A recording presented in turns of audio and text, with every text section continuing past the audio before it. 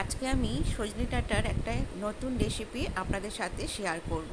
দুর্দান্ত খেতে হয় বন্ধুরা। আসুন দেখে নিন আমি কিভাবে বানালাম সজনে ডাঁটার এই রেসিপি। নমস্কার বন্ধুরা, প্রতিমা রান্নাঘরে আপনাদের সবাইকে অনেক অনেক স্বাগত। আমি প্রথমে হাফ কাপ চীনাবাদাম নিয়েছি। বাদামগুলো শুকনো খোলায় ভেজে আমি ঠান্ডা হতে একটা বোলে ঢেলে নিলাম, নিয়ে ঠান্ডা হতে দেব। দিয়ে আমি খোসাগুলো ঠান্ডা হলে খোসাগুলো ছাড়িয়ে আমি মিক্সিতে গুঁড়ো করে নেব। এদিকে কড়াইতে অল্প একটু তেল দিয়ে সর্ষের তেল দিয়ে দিলাম। দিয়ে আমি সজনের ডাঁটাগুলো কেটে নিয়েছি, সেই সজনের ডাঁটাগুলো আমি দিয়ে দেব। হালকা করে আমি নাড়াচাড়া করে ভেজে নেব 2-3 মিনিট। অল্প একটু আমি হলুদ দিয়ে দেব মধ্যে, দিয়ে একদম কম আছে আমি 2-3 মিনিট ধরে সজনের ডাঁটাটা ভেজে নেব। এবার একটু 2 মিনিট আমি ঢাকা দিয়ে রাখলাম। দেখুন আমার ভাজা হয়ে গেছে। আমি একটা প্লেটে ঢেলে নিলাম। আমি একটা আলু লম্বা লম্বা করে কেটে নিয়েছি সরু সরু করে। আমি আরে অল্প একটু তেল দিলাম, দিয়ে আমি আলুগুলো এবার ভেজে নেব। খেতে দুর্দান্ত হয় বন্ধুরা। আর দেখুন এখানে আমার বাদামগুলো ঠান্ডা হয়ে গেছে, আমি খোসা ছাড়িয়ে নিলাম। খোসা অল্প অল্প আছে, তাতে কোনো অসুবিধা হবে না।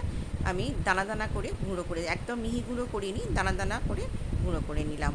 এবারে গ্রেভির জন্যে আমি একটা বড় টমেটো ডুমো ডুমো করে কেটে নিয়েছি, আর কয়েক টুকরো আদা নিয়েছি, 1 ইঞ্চি একটু 1.5 ইঞ্চি মতন আদা নিয়েছি, আর 2টো কাঁচা লঙ্কা নিয়েছি, নিয়ে পেস্ট করে নেব। আমি এখানে পেঁয়াজ আর রসুন দিয়েই করব রান্নাটা। আলুগুলো ভাজা হয়ে গেছে, এবারে আমি তুলে নিলাম। আপনারা চাইলে যদি নিরামিষ করেন তাহলে আপনারা নিরামিষভাবেও করতে পারেন, পেঁয়াজ রসুনটা বাদ দিতে পারেন। দেখুন আমি 4 কোয়া রসুন নিয়েছি আর কিছুটা পেঁয়াজ নিয়েছি, নিয়ে আমি পেস্ট বানিয়ে রেখে দিলাম। এবারে আলু আর সজনের ডাঁটা ভেজে তুলে নিয়েছি। এবারে বেশ কিছুটা সর্ষের তেল দিয়ে দিলাম। দিয়ে আমি এর মধ্যে কালো জিরে আর মৌরি ফোড়ন দেব। ফোড়নটা কয়েক সেকেন্ড আমি নাড়াচাড়া করে একটু ভেজে নেব। এটি ভাত, গরম ভাত, রুটি, পরোটা সাথে দুর্দান্ত লাগে। ভাতের সাথে এই রকম একটা রেসিপি থাকলে আর কিছুই লাগবে না বন্ধুরা, এই দিয়েই সব ভাত খাওয়া হয়ে যাবে। আর দেখুন আমি ফোড়নের সুন্দর একটা গন্ধ বেরোলে আমি গ্রেভির জন্যে যেটা বানিয়েছি দিয়ে দিলাম।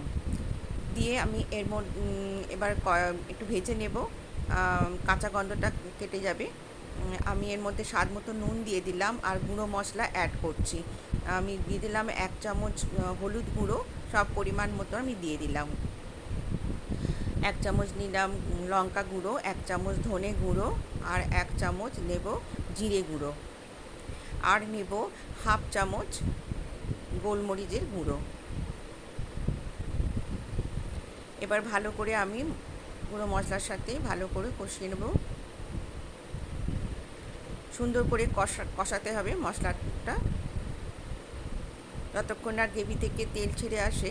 অল্প একটু জল দিয়ে দিলাম যাতে আরও ভালো সুন্দরভাবে কষানো যায়।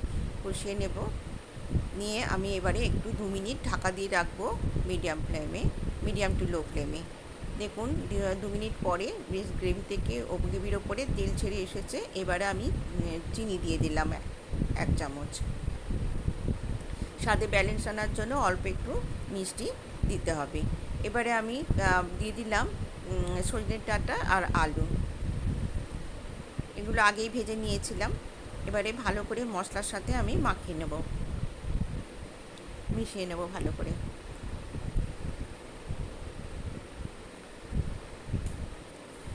এবারে আমি দিয়ে দিলাম গুঁড়ো করে রাখা বাদাম, বাদাম। আপনারা যে কোনো বাদাম দিয়েই করতে পারেন।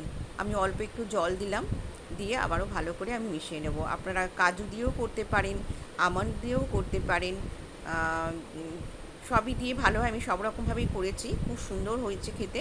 এই বাদাম দিয়েও খুব সুন্দর হয়েছিল খেতে।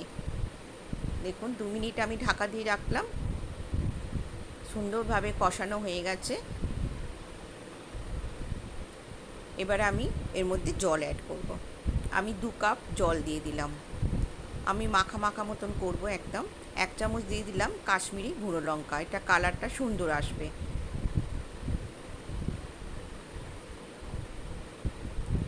সজনে ডাঁটা তো অনেক রকমভাবেই রান্না করে খেয়েছেন বন্ধুরা। দেখুন এখানে 5 মিনিট আমি ঢাকা দিয়ে রেখেছিলাম। 5 মিনিট পরে দেখুন কি সুন্দর একদম মাখা মাখা মতন হয়ে গেছে, ওপরে তেল ভেসে উঠেছে। আর দিয়ে দিলাম হাফ চামচ আমি ঘি দিয়ে দিলাম। আমি গরম মশলা এখানে দেবো না, আপনারা চাইলে দিতে পারেন, তবে গরম মশলা না দিয়েও খুব সুন্দর হয় খেতে। এবারে আমি একটা বলে সার্ভ করে দেখাচ্ছি। দেখুন কত সুন্দর হয়েছে, খেতে অসাধারণ হয় বন্ধুরা, একবার হলেও ট্রাই করবেন। সবাই ভালো থাকবেন। টাটা।